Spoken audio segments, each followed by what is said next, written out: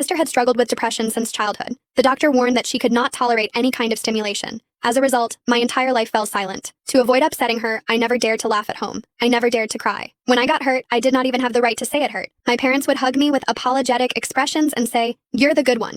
Your sister's illness requires the whole family to work together. You're healthy, you're strong. Let her have more, okay?" One day I accidentally knocked over a cup. The crash sounded enormous in the quiet room, and my sister's emotions shattered at once. My father struck me for the first time. He roared, "Can't you be careful? Do you have to push her until she dies before you're satisfied?" He shoved me to the floor. The back of my head slammed against the corner of the table and blood poured out, but my whole family rushed to my screaming sister. No one even glanced at me. I lay on the cold floor as my vision blurred and my consciousness began to fade. To them, my sister's feelings were the only emergency. My small injury could wait. They did not know that bleeding inside the skull does not wait. I lay on the cold floor, a steady, dull ache pulsing at the back of my skull. Warm blood slid down my neck and pooled beneath me, a dark puddle spreading across the tile. My father's voice boomed above everything. "Couldn't you be careful for once? Do you have to push her until she dies before you're satisfied?" The shout rattled inside my head. My ears rang and the blood kept coming. On the sofa, my sister Stella Somerset had folded in on herself. She drew her knees to her chest. Her shoulders shook. Both hands clamped over her ears as she shrieked, sharp enough to sting. "She did it on purpose. She wants me dead. Make her go away. Go away." My mother knelt in front of her and rubbed her back in slow circles.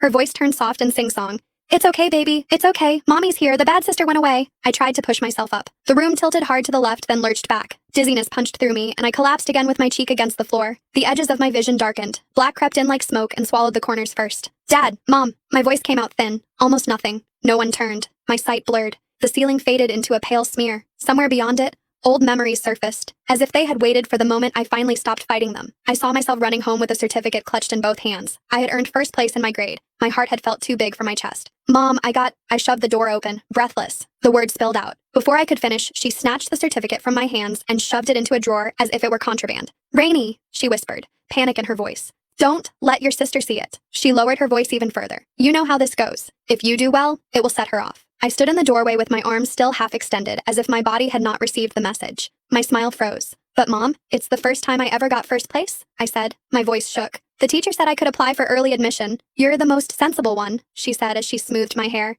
Her eyes held apology, the kind that always asked me to swallow my feelings so she would not have to. "Your sister's illness needs all of us. You're healthy, you're strong. Let her have more, okay?" I nodded and went back to my room. I forced down the lump in my throat and swallowed every bit of unfairness whole. Back on the floor, the puddle of blood had widened. It crept under my shoulder, sticky and warm. My breathing turned fast and shallow, and I could not draw enough air into my lungs.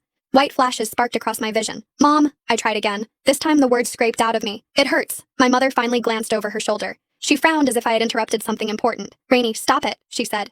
"Can't you see your sister is unwell? Wait." My sister's screaming spiked even higher. "Make her leave. Make her go away." She grabbed a glass from the coffee table and hurled it at the wall. It